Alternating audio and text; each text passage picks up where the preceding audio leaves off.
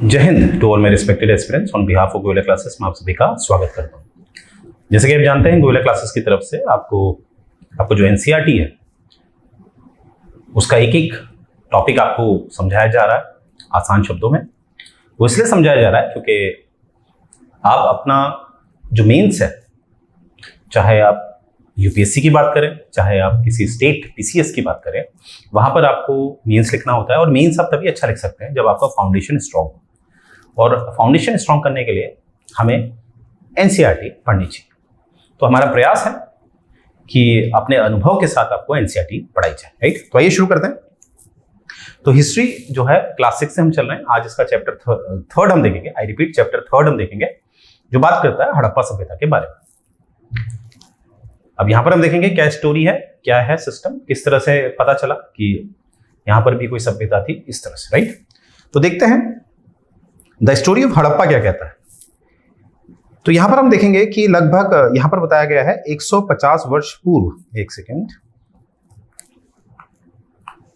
150 वर्ष पूर्व पटरियां बिछ रही थी, क्योंकि आप जानते ही हैं अंग्रेज जो है वो रेलवे लाइन बिछा रहे थे भारतीयों के विकास के लिए नहीं, मेनली मुख्यतः कि जो रॉ मटेरियल है, जो कच्चा माल है, वो किसी भी तरह बंदरगाह तक ले जाया जाए और भारत से जो ड्रेन ऑफ वेल्थ है वो की जाए। अभी ड्रेन ऑफ वेल्थ क्या है, क्योंकि भारत में किसी भी तरह की इंडस्ट्री नहीं बनाई जा रही थी और भारत से कच्चा माल यूरोप ले जाया जा रहा था सस्ते दामों में, बहुत सस्ते दामों में, और उन कच्चे माल के द्वारा पक्का माल बनाया जा रहा था और भारत में फिर बेचा जा रहा था बड़े महंगे दामों में।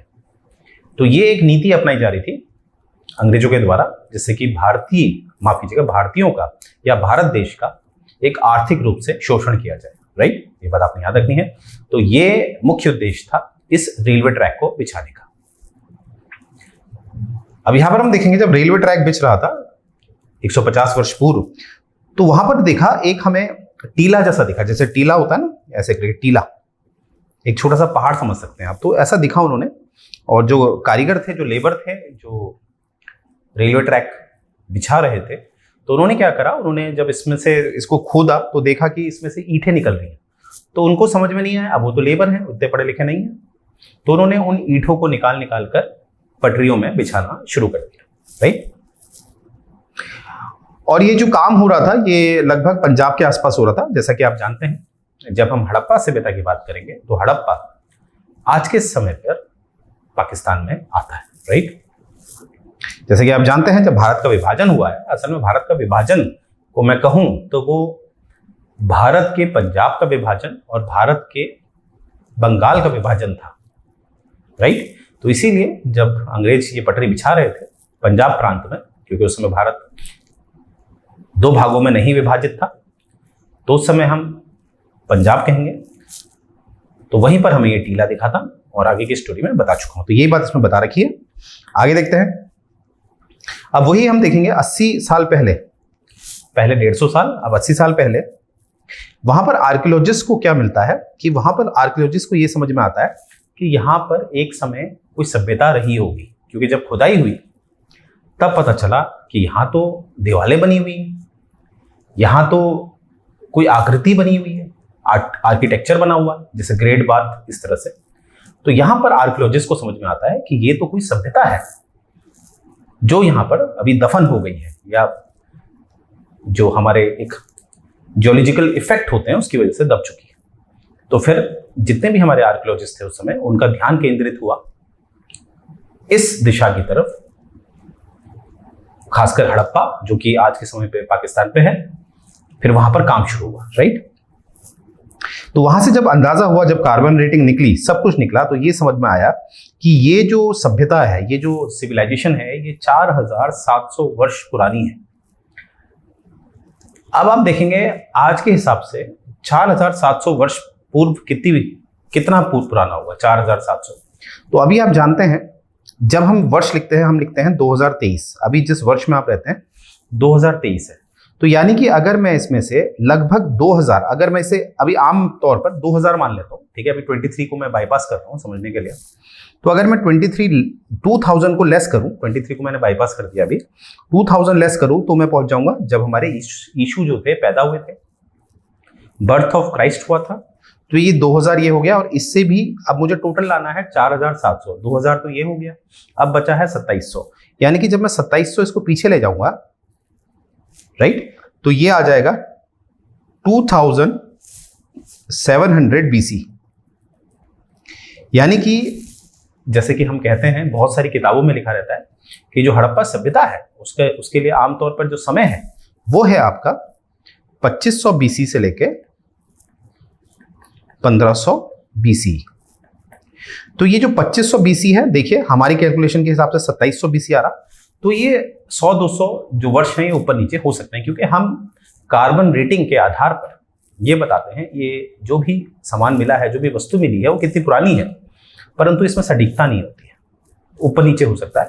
तो आमतौर पे आप देख रहे हैं, या तो उसे आप 4700 साल पूर्व कह सकते हैं, और अगर आप इसको BCE before common era form में दिखाना चाहते हैं तो आप उसको कह सकते हैं लगभग 2500 या 2700 ईसा पूर्व ये सभ्यता पाई गई, राइट। तो ये बात आपने याद रखनी। अब यहां पर है कि what was special about these cities, यानी कि ये जो मिली है, जो ये सभ्यता मिली है, इसमें क्या विशेषता थी। अब यहां पर आप देखिए, यहां पर सिटीज लिखा है, यानी कि यहां पर गांव नहीं लिखा है, तो यानी कि इसको शहर माना गया। क्यों माना गया? देखिए, गांव और शहर में आज भी वर्तमान की बात कर रहा हूं, आज भी हमें एक अंतर दिखता है। क्या अंतर दिखता है? इंफ्रास्ट्रक्चर में। गांव का जो इंफ्रास्ट्रक्चर होता है, जो वहां पर घर बने होते हैं या सड़कें बनी होती हैं, वो शहरों के मुकाबले उतनी अलाइन नहीं होती, उतनी शेप में नहीं होती है, ठीक है, जितने शहरों में होता है। और इसी शेप की वजह से, इसी अलाइनमेंट की वजह से हम इस सभ्यता को कहते हैं शहरी सभ्यता या अर्बन सिविलाइजेशन, राइट।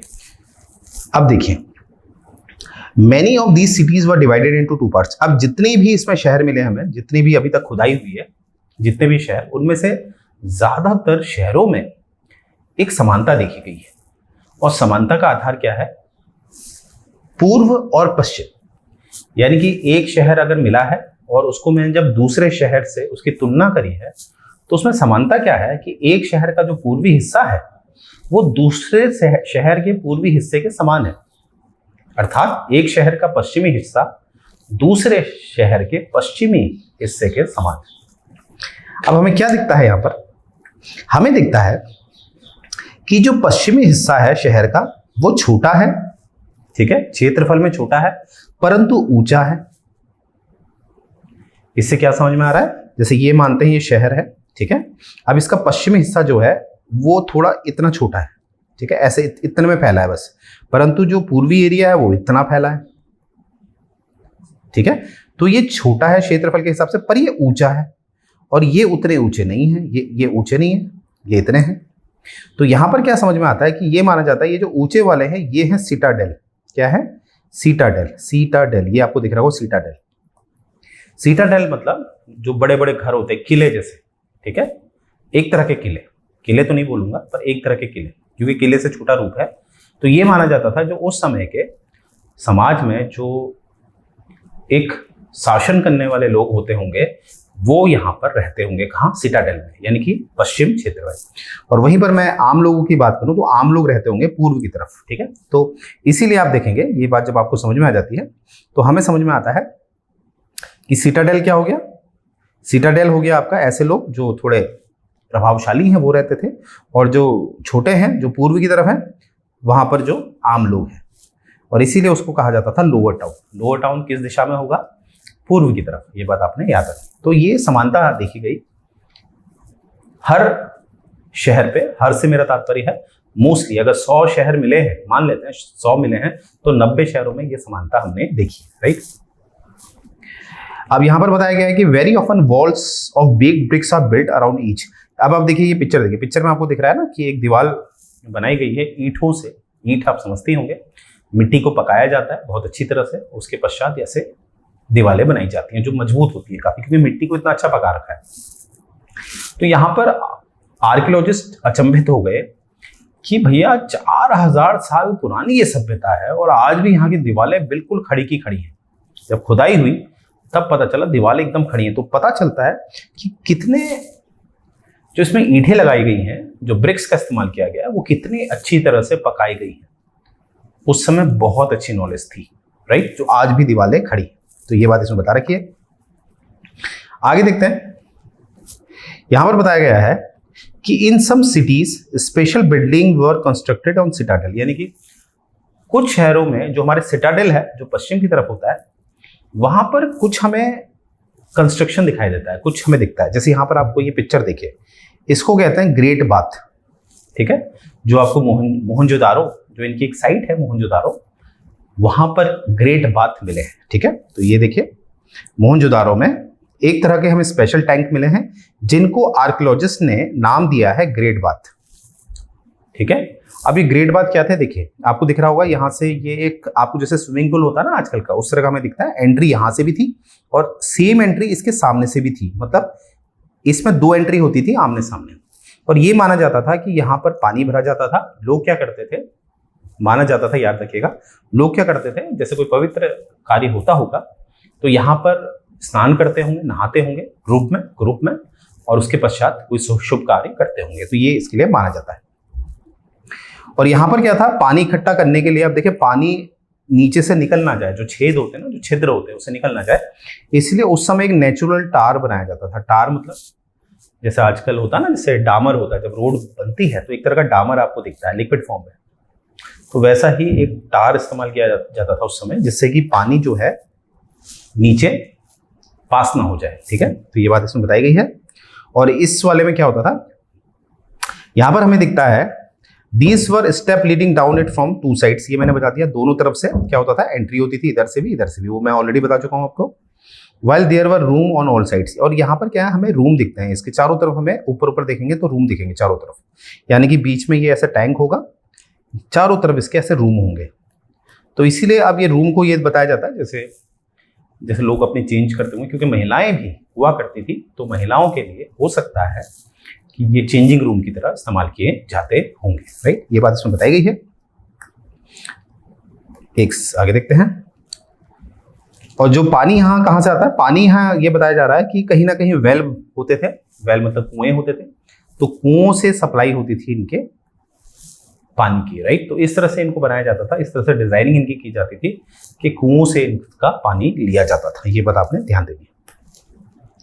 आगे देखते हैं। अब यहाँ पर आपको दिख रहा होगा, इसे कहते हैं फायर ऑल्टर। फायर ऑल्टर मतलब जिसे हम कहते हैं जहां पर वेदियां होती है ना, अग्नि वेदियां, जहां पर हवन होते हैं, तो वो भी हमें साक्ष्य मिलते हैं। कहाँ पर हमें ये फायर ऑल्टर्स यानी कि अग्नि वेदियां हमें कहाँ से मिलती है, कालीबंगन से मिलती है और लोथन से मिलती है, ठीक है।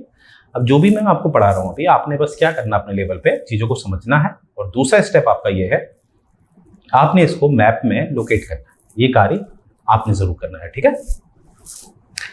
तो यहां पर हमें ये पता चल रहा है, अगर यहाँ पर ये अग्निकुंड है या अग्नि वेदियां हैं, तो यहाँ से पता चल रहा है कि जरूर हवन होते होंगे, सेक्रीफाइसेस होते होंगे, ठीक है, आहुतियां होती होंगी। तो यहाँ से हमें अंदाजा मिल रहा है कि यहाँ पर कहीं ना कहीं यज्ञ होते होंगे, और लोग जानते होंगे कि जो आहुतियां होती हैं वो क्या होती है। अब ये आहुति किसी की भी हो सकती है, हो सकता है जानवर की भी आप आहुति ये जानते हो, ठीक है, यानी कि पूजा पाठ वाले ये लोग थे, बलिदान को ये जानते थे, ठीक है। तो इसीलिए फायर ऑल्टर से हमें ये पता चलता है। अब देखिए, आप जरा इनके जो शहर वाला हिस्सा है, ठीक है, वो और देख लेते हैं। तो यहाँ का जो एक आम लोगों के घर थे, आम लोगों से मेरा क्या तात्पर्य है, पूर्व की तरफ, ठीक है, क्योंकि हमने देखा अभी पश्चिम की तरफ तो सिटाडेल है, पूर्व की तरफ हमें दिखता है जितने भी घर थे वर ईदर 1 और 2 स्टोरी हाई, यानी कि वहां पर 1 मंजिला या 2 मंजिला था, इससे ज्यादा नहीं था। ऐसा नहीं कि 5-6 मंजिलों का मकान है, ज्यादा से ज्यादा 1 मंजिला या 2 मंजिला। With room build around a courtyard, यानी कि जैसे एक आंगन होता था बीच में, उसके चारों तरफ रूम बनाए जाते थे, ठीक है, इस तरह से। तो यहाँ पर आप देख रहे होंगे बीच में ये आंगन आ गया है और चारों तरफ ऐसे रूम हमें दिखते थे, ठीक है। तो ये बात आपने याद रखनी है। Most houses had a separate bathing area, यानी कि जितने ज्यादातर जो मकान होते थे उनके पास अपना खुद का बाथिंग एरिया होता था। जैसे अभी हमने ग्रेट बाथ देखा था मोहनजोदारो का, जो बहुत बड़ा था, उसी आकृति का छोटा छोटा घरों में भी ये बनाए रखते थे, ठीक है। तो इससे ये अंदाजा लगाया जाता है कि इनके वहां कुछ ऐसी संस्कृति होगी, जब भी ये पूजा पाठ करते होंगे या कुछ भी जो भी अपने अग्निकुंड देखा था, अग्निवेदियां देखी थी, हो सकता है ये कुछ भी सेक्रीफाइसेस करते होंगे तो उससे पहले ये नहाते वाते होंगे, ठीक है। इस तरह का हमें पता चलता है। And some had well to supply water, यानी कि कुछ में तो हमें ये दिखता है कुछ मकानों में कि कुएं भी हैं उनके पास, और जो इन्होंने बाथिंग एरिया बना रखा है अपने घर के पास, वहां पर इन कुओं से सप्लाई होता था पानी का। तो अब जितना भी मैं आपको बता रहा हूँ, आपने एक चीज नोटिस करी होगी कि मैनेजमेंट कितना बढ़िया था। इसीलिए हम इसको एक ग्रामीण नहीं शहरी सभ्यता बोलते हैं, ठीक है। आगे देखते हैं।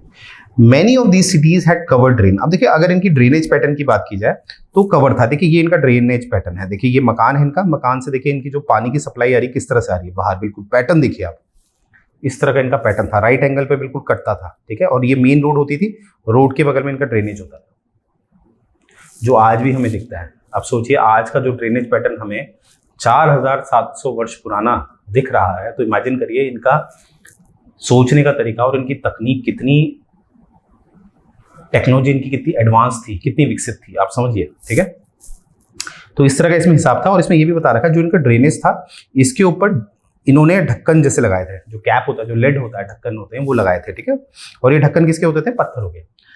अब उससे ये अंदाजा लगाया जाता है कि ये क्या करते होंगे कि क्योंकि इन पत्थरों को इन्होंने किसी भी तार से चिपकाया नहीं था, तो अर्थात ये क्या करते होंगे, इन ढक्कनों को खोल देते होंगे, सफाई करते होंगे, फिर ढक्कन लगा देते होंगे, राइट। तो ये चीज देखिए इनका ये पूरा सिस्टम कितना प्रभावशील है, right.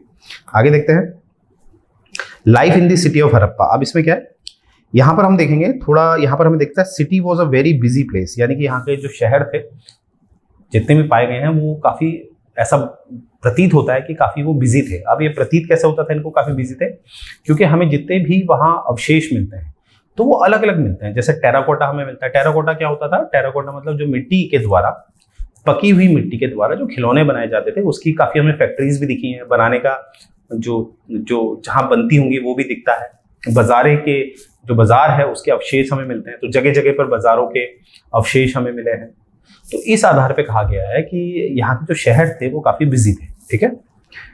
There were people who plan the construction of special building in the city. अब जैसे कि आपने देखा, मैंने बताया यहाँ पर जैसे ग्रेट बाथ दिखता है हमें, वो भी तो एक आकृति है ना, बनाने में समय लगा होगा, तो वहाँ पर काफी मजदूर लगे होंगे। उस समय तो कुछ हमारे पास ऐसा कुछ था नहीं, जैसे जो हमारे पास क्रेन होती है आजकल, है ना, टेक्नोलॉजी है, उस समय तो ऐसा होता नहीं था। जो भी लोग करते होंगे हाथ से काम करते होंगे, तो इसीलिए इतनी बड़ी बड़ी आकृति बना पा रहे हैं, तो इसीलिए बिजी कहा जा रहा है, ठीक है। These were probably the rulers. It is likely that rulers sent people to distant land to get metal, precious stone, other things they wanted. और यानी कि इसमें ये भी एक अंदाजा लगाया जा रहा है कि क्योंकि हम देखेंगे कि जितने भी अवशेष हमें मिले हैं वहां पर हमें सोना काफी दिखाई दे रहा है, जो महंगे महंगे जो आभूषण हैं, जो महंगे महंगे जो हमारे मेटल्स होते हैं उससे बने हुए हमें दिख रहे हैं। तो इससे ये प्रतीत होता है। देखिए ऐसा था ना, आज हम कहते हैं भारत के पास सोने की चिड़िया है। आप ध्यान दीजिएगा, भारत और यूरोप का जो, अब आप कहेंगे यूरोप कहाँ से आ गया, ध्यान से सुनिएगा, भारत और यूरोप का जो एक व्यापार था वो बहुत पुराना है।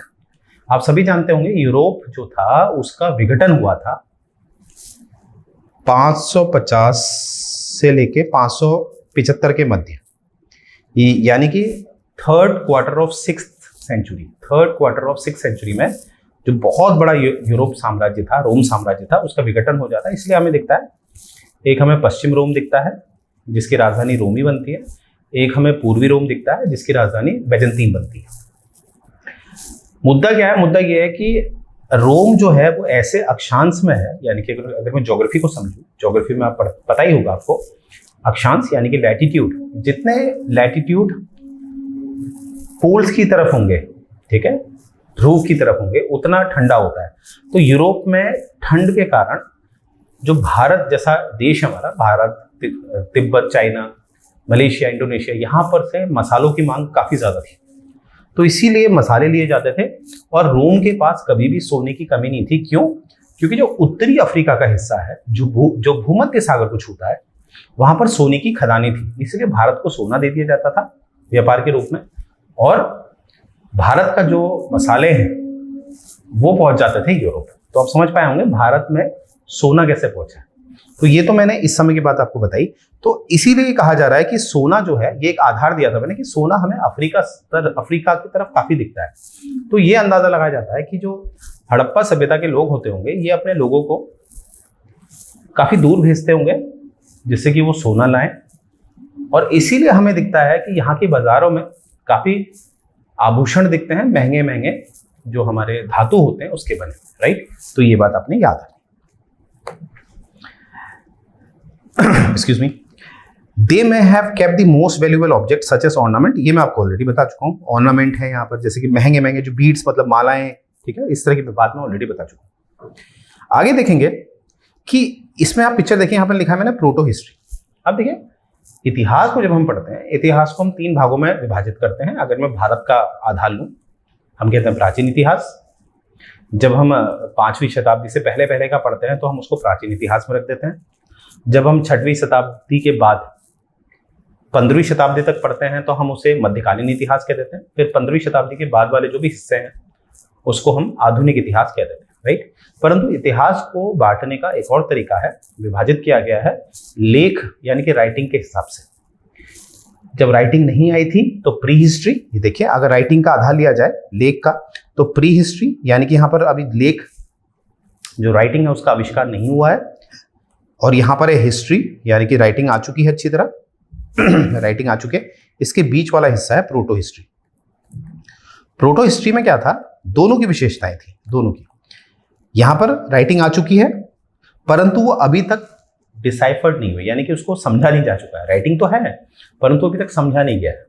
तो आपकी जो हड़प्पा सभ्यता है इसको हम प्रोटो हिस्ट्री में रखते हैं, याद रखिएगा, प्रोटो हिस्ट्री में रखते हैं अगर राइटिंग का आधार हो, और इसको हम एंशिएंट हिस्ट्री में रखते हैं अगर हम एक समय काल की बात करें। तो ये बात आपने याद रखनी है। तो अर्थात यहां पर क्या है, हमें दिखता है कि इस सभ्यता में कुछ राइटर्स थे, कुछ लोग थे, राइटिंग करते थे, और इसीलिए हमें सील भी मिलती है। जो सील होती है ना, जो गवर्नमेंट सील होती है, आज भी हमारी है गवर्नमेंट सील। तो उस समय पर भी क्या होता है, जो सिटाडेल के जो राजा थे उनकी अपनी अपनी सील हुआ करती थी।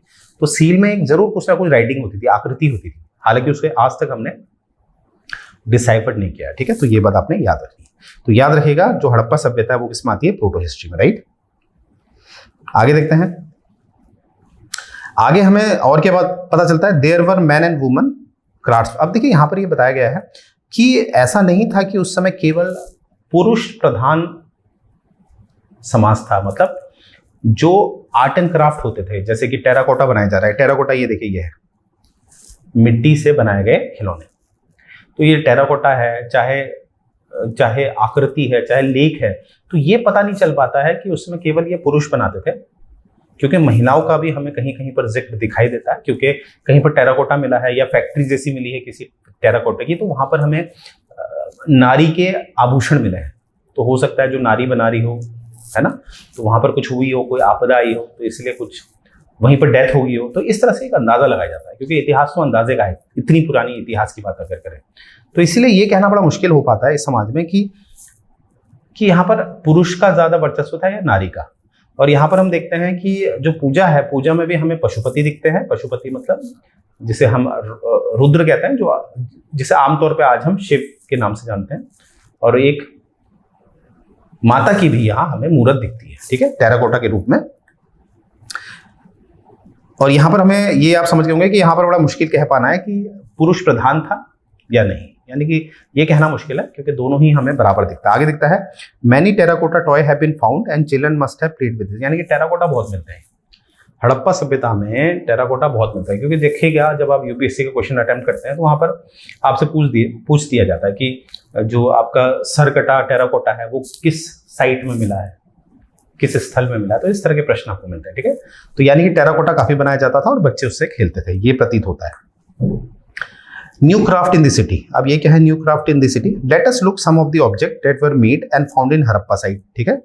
Most of things that have been found in archaeologist are made of stone. अब देखिए, ये आभूषण दिख रहे हैं आपको, इस तरह के आभूषण हमें दिखते थे वहां। किस किस के बने होते थे, ये स्टोन के बने होते थे, ठीक है, पत्थर के बने होते थे। शेल मतलब आप समझ गए होंगे जो समुद्र में होता है ना जो शेल होते हैं, जिसमें बहुत सारे जो हमारे समुद्री जो जीव है वो रहते हैं, वो शेल के बने हुए हैं। मेटल हो गया, मेटल के बने हुए, जैसे मोती को भी हम शेल कह सकते हैं, ठीक है, मोती के बने हुए। तो इस तरह के हमें दिखते हैं, जिसमें आप देखेंगे जो आपका तांबा है, कांस्य है, सोना है, चांदी है, तो इस तरह से आप देख रहे होंगे सब बने हुए हैं, ठीक है। और जो कॉपर और ब्रॉन्ज है, इससे तो हम टूल्स बनाते थे, ज्यादातर वेपन्स बनाते थे, यानी कि तांबे और कांस्य का इस्तेमाल आभूषण में तो किया ही जाता था, पर बहुत कम मात्रा में किया जाता था। परंतु इनका अधिक मात्रा कहाँ इस्तेमाल की जाती थी? जब हथियार बनाए जाते थे। किसका? कांस्य और तांबा, ठीक है, कॉपर और ब्रॉन्ज का इस्तेमाल, ठीक है। और ज्यादातर गोल्ड और सिल्वर का इस्तेमाल कहाँ किया जाता था? कि जो आभूषण होते हैं, ऑर्नामेंट्स होते हैं, वो बनाने में, या जो आपके घर में वेसल्स होते हैं, बर्तन होते हैं, वो बनाने में, ठीक है, जो आज भी हमें समाज में दिखता है, राइट।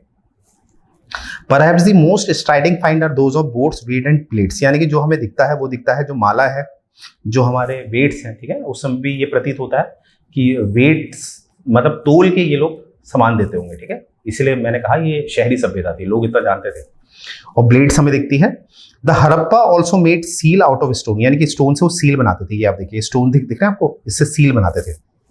और ज्यादातर इनकी जो सील होती थी वो किस शेप की होती थी, किस जियोमेट्रिकल शेप की होती थी? रेक्टेंगुलर, ठीक है, ये बात आपने याद रखनी है।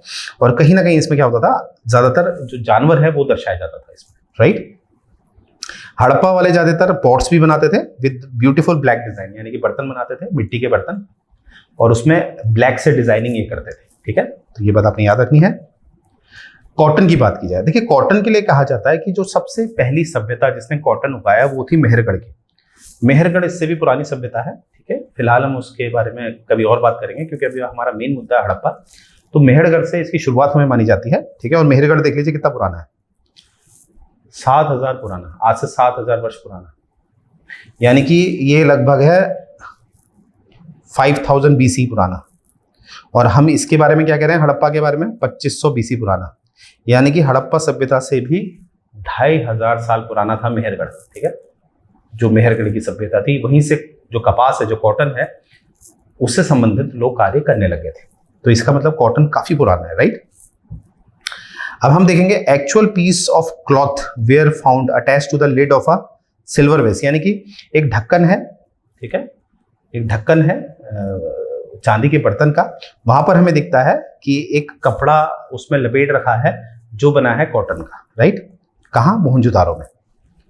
मोहनजोदारो जो एक स्थल है, वेरी इंपॉर्टेंट, मोहनजोदारो, जहां पर मैंने अभी आपको ग्रेट बात की थी।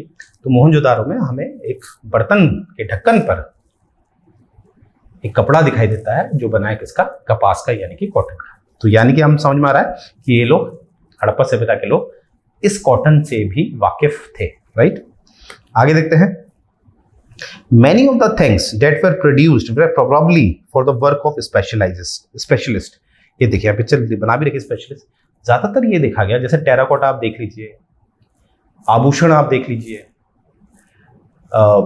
जो इन्होंने हथियार बनाए हैं वो देख लीजिए, तो वो दिखता है कितना महीन काम इन्होंने कर रखा है। जैसे आप कभी गूगल में सर्च करिएगा, जरा देखिएगा, तो आपको दिखेगा उस समय जब इतनी तकनीक भी नहीं है, तब भी इतना सटीक काम किया जाता था। जो ब्लेड्स बनाई जा रही हैं वो इतनी शार्प होती थी, जैसे आजकल जो शार्प होती है उस तरह से। तो यानी कि ये लोग अपने काम में कितने निपुण थे, स्पेशलाइज था इनका, राइट। तो ये चीज मानी जाती है। आगे है जैसे कि we do not know whether only man were specialist और ओनली वुमेन वेयर स्पेशलिस्ट। अब वही बात दोबारा आ गई, अगर आप पूछेंगे कि इस सभ्यता में ज्यादा स्पेशलिस्ट कौन था, नारी थी या नर था, मैन था या वुमन थी, तो इसका जो आंसर है, इसका आंसर कोई नहीं देख सकता। ये कहीं से भी पता नहीं चलता कि कौन ज्यादा स्पेशलिस्ट था, ठीक है। Perhaps some women and man have been specialist. तो हम ये अर्थ लगा लेते हैं कि उस समय का जो समाज होगा वहां पर ऐसा पुरुष प्रधान समाज नहीं होगा, ऐसा समाज होगा जहां पर सभी मिलकर काम करते हैं, पुरुष और नारी, और सभी क्या होंगे? स्पेशलिस्ट होंगे, राइट। तो आगे की जो स्टोरी है उसको हम आगे देखेंगे, क्योंकि लेक्चर्स को बहुत लंबा चलाना ठीक नहीं होता है, राइट। और मुझे उम्मीद है आप समझ पा रहे होंगे। इस तरह से हमारा एनसीईआरटी क्या करता है? बैकग्राउंड तैयार कर देता है, राइट। और जब हमारा बैकग्राउंड तैयार होता है तो हमें कोई भी किताब फिर जो स्टैंडर्ड बुक्स होती है वो आप इजीली समझ पाते हैं, राइट। तो आगे बढ़ते हैं। देखिए ये कोर्स आपको मात्र जो ऑफर किया जा रहा है बिलो 3000, यानी कि 2999 का ऑफर किया जा रहा है, ये पूरा का पूरा फाउंडेशन कोर्स, राइट। जो अभी 50% डिस्काउंट में चल रहा है, that's why I am saying, otherwise इसका जो प्राइस है वो है 5999 का, इसलिए देर ना करें, फटाफट लॉगिन करें। और ये आप देख रहे होंगे, ये हमारा टेलीग्राम चैनल है, राइट। इसमें एग्जाम रिलेवेंट डेटा अपलोड किया जाता है, जिसको आप कभी भी डाउनलोड कर सकते हैं। ये हमारा टेलीग्राम चैनल का लिंक है। आपने जो लोग इस चैनल के बारे में नहीं भी जानते हैं, उन तक भी ये लिंक आप पहुंचाइए, राइट। ये हमारा टेलीफोन नंबर है, कभी भी आप हमें कॉल कर सकते हैं, आपकी जो भी क्वेरी होगी वो सॉल्व की जाएगी। ये हमारा प्ले स्टोर पे ऐप है, आपने इसको डाउनलोड करना है और अपनी तैयारी को बेहतर बनाना है, राइट। और ये देखिए, ये हमारी वेबसाइट है, यहाँ पर आप देख रहे होंगे UPSC, Haryana civil services, Rajasthan, Uttarakhand, इस तरह से आप देख रहे हो हमारी अलग अलग एक्सपर्टीज है अलग अलग डोमेन में, राइट। तो आपने क्या करना है, आप ये जो फॉर्म है, इस फॉर्म को फिल करना है, ऑटोमेटिकली हमारी टीम आपको कॉल बैक करेगी और जो भी आपकी क्वेरी होगी वो सॉल्व की जाएगी, राइट। तो मुझे उम्मीद है ये एनसीईआरटी की जो सीरीज हमारी चल रही है आपको पसंद आ रही होगी, और उम्मीद करता हूँ आप कमेंट करिए, चाहे वो नेगेटिव हो तो वो हमें अपने आप को और सुधारने का मौका देते हैं, और पॉजिटिव है तो वो हमें प्रोत्साहित करते हैं। तो यहीं से मैं ये सेशन एंड करने जा रहा हूँ। जय हिंद।